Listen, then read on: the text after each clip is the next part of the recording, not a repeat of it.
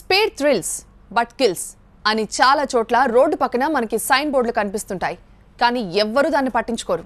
అందులోనూ హైదరాబాద్లో మియాపూర్, బంజారాహిల్స్ వంటి రోడ్లైతే కార్లు గాల్లో తేలిపోతాయి.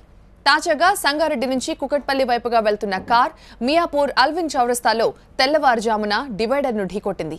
ఈ ప్రమాదంలో క్యాబ్ డ్రైవర్ ఆంజనేయులతో పాటు ప్యాసింజర్ ఖాజా స్పాట్లోనే ప్రాణాలు కోల్పోయారు. ఈ ఘటన మియాపూర్లోని అల్విన్ కాలనీలో క్రాస్ రోడ్ దగ్గర జరిగింది. గతంలో అనేక సార్లు అక్కడ ప్రమాదాలు జరిగాయని స్థానికులు చెబుతున్నారు. ఘటనాస్థలానికి చేరుకున్న పోలీసులు కేసు నమోదు చేసుకుని దర్యాప్తు చేస్తున్నారు. ప్రస్తుతం మృతదేహాలను పోస్ట్ మార్టం నిమిత్తం గాంధీ ఆసుపత్రికి తరలించారు.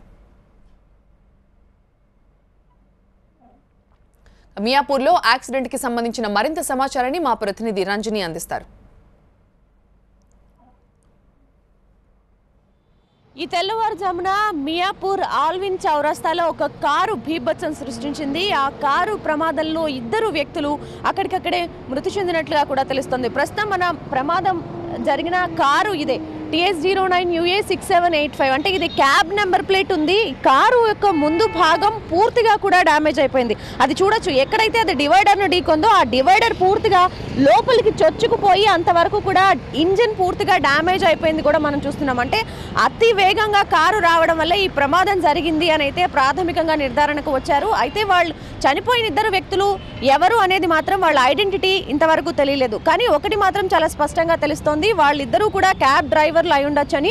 ఎందుకంటే మనం ఈ క్యాబ్ మీద ఉన్న స్టిక్కర్స్ని బట్టి చూస్తే కనుక ఈ ఫోయినిక్స్ బిల్డింగ్లో పనిచేసే వెహికల్ పాస్గా తెలుస్తుంది. మరోవైపు ఇక్కడ HCL కంపెనీకి చెందిన ఒక స్టిక్కర్ కూడా మనకి ఇక్కడ కనిపిస్తుంది, HCL 127 అనేసి. అంటే HCL కార్పొరేట్ కంపెనీకి చెందిన క్యాబ్ వెహికల్గా అయితే దీన్ని ప్రాథమికంగా ఒక నిర్ధారణకు వచ్చారు. అయితే మృతి చెందిన వ్యక్తులు 2 ఎవరు అనేది మాత్రం తెలియలేదు.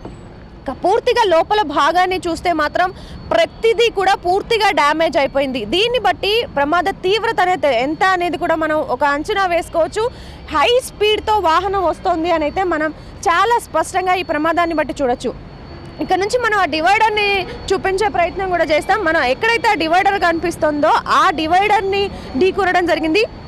చందానగర్ నుంచి టువర్డ్స్ కుకట్పల్లి వైపు వెళ్తున్న ఈ వెహికల్ ఒక్కసారిగా రాత్రి తెల్లవారుజామున 2-3 గంటల ప్రాంతంలో ఈ ప్రమాదం జరిగినట్లుగా కూడా తెలుస్తోంది. మనం ఈ వెహికల్స్ ఇక్కడ వస్తున్న వెహికల్స్ని కనుక అబ్జర్వ్ చేస్తే ఇటు వెళ్లేదంతా కూడా ఇది కంప్లీట్గా ఫ్రీ లెఫ్ట్. ఇక్కడెక్కడ కూడా దాదాపుగా 1 కిలోమీటర్ మేర ఎక్కడ కూడా మనకి స్పీడ్ బ్రేకర్లు కూడా కనిపించట్లేదు. కేవలం సిగ్నల్ పడినప్పుడు మాత్రమే ఈ వెహికల్స్ ఇక్కడ ఆగే పరిస్థితి అయితే కనిపిస్తోంది. సో ఆ సిగ్నల్ పడినప్పుడే కొంతమంది ప్రయాణికులు ఇలా దిగుతూ ఉన్నారు. వాహనాలు మాత్రం చాలా ఫాస్ట్గా వెళ్ళిపోతున్నాయి. స్పీడ్ బ్రేకర్లు లేవు. నైట్ టైంలో ఇక్కడెక్కడ కూడా స్ట్రీట్ లైట్స్ కూడా లేవని ఈ దగ్గరలో ఉండే స్థానికులు కూడా చెప్తున్నారు. జనరల్గా ఇక్కడ ఇలాంటి యాక్సిడెంట్స్ అవుతూ ఉంటాయా? ఒక స్పీడ్ బ్రేకర్ లేదు, ఒక లైటింగ్ అనేది లేదు. ఇక్కడ సిచ్యువేషన్ రోజు ఎలా ఉంటుంది? డైలీ 3-4 యాక్సిడెంట్స్ కంపల్సరీగా అవుతుంటుంది. నైట్ మాత్రమే చాలా యాక్సిడెంట్స్ అవుతాయి అనమాట. మార్నింగ్ కూడా చాలా ఇబ్బందిగా రోడ్ క్రాస్ చేయాలంటే చాలా ఇబ్బంది ఉంటుంది. ఇక సిగ్నల్ పడినప్పుడు మొత్తం జామ్ అయిపోతుంది, ట్రాఫిక్ అంతా జామ్ అయిపోతుంది. వెడల్పై ఉన్నప్పుడు అక్కడి నుంచి పోవాలి, రైట్ సైడ్ పోవాలంటే చాలా ఇబ్బందిగా ఉంటుంది అనమాట. సిచ్యువేషన్ మాత్రం డైలీ 4-5 యాక్సిడెంట్స్ ఉంటుంది. తర్వాత ఎన్ని యాక్సిడెంట్ అయినప్పుడు మెల్లమెల్లగా ఒక్కటి తీసి పక్కన పెడతారు పోలీసు అధికారులు. చూడండి ఎన్ని ఇంత పెద్దగా ఉంటే ఇంతకుముందు, ఇప్పుడు అన్ని ఒక్కొక్క యాక్సిడెంట్ అయినప్పుడు ఒక్కొక్క తీసి పక్కన పెడుతుంటారు అనమాట. ఇప్పుడు ఈ డివైడర్లన్నీ కూడా గతంలో యాక్సిడెంట్ ఒక్కొక్కటి అది అన్ని పర్ యాక్సిడెంట్ ఒక్కొక్కటి తీసారు అట్లా. అంటే జనరల్గా కారణాలు ఏమని చెప్పొచ్చు? ఇక్కడ యాక్సిడెంట్స్ ఎక్కువగా జరగడానికి రీజన్స్ ఏంటి? రీజన్స్ అంటే అది మధ్యలో ఉంది కదా, ఇంకా రేడియంస్ అవి పెట్టాలి అక్కడి నుంచి రోడ్లో, అవి పెడితే జరగవు అంతా. ఎందుకంటే ప్లాస్టిక్ బంపర్స్ పెట్టడం మంచిదండి. ప్లాస్టిక్ చాలా బాగుంటుంది. దీనికి పెద్ద బండి గుద్దినా కూడా చాలా ఇబ్బంది అవుతుంది. లారీ గుద్దినా కూడా దానికి జరగవు అనమాట, చాలా హెవీగా ఉన్నాయి అవి. అదే ప్లాస్టిక్ బంపర్స్ ఉంటే దానికి ప్రమాదం తక్కువ ఉంటుంది. అది స్థానికులు చెప్తుంది. అయితే ఇక్కడ భద్రతకి సంబంధించి కూడా అంత సేఫ్టీ మెజర్మెంట్స్ ఏవి లేవు. ఆ డివైడర్ ఏదైతే ఉందో దానికి సంబంధించి నైట్ టైంలో డివైడర్ ఉంది అని చెప్పడానికి కనిపించే లైట్స్ అనేవి కనిపిస్తూ ఉంటాయి. సో అలాంటివి కూడా ఎక్కువగా లేవు. ఇంత వెహికల్స్ కూడా చాలా ఫాస్ట్గా వస్తూ ఉన్నాయి. వాటికి సంబంధించి ఎక్కడా కూడా ఒక స్పీడ్ బ్రేకర్ కూడా మనకి కనిపించట్లేదు.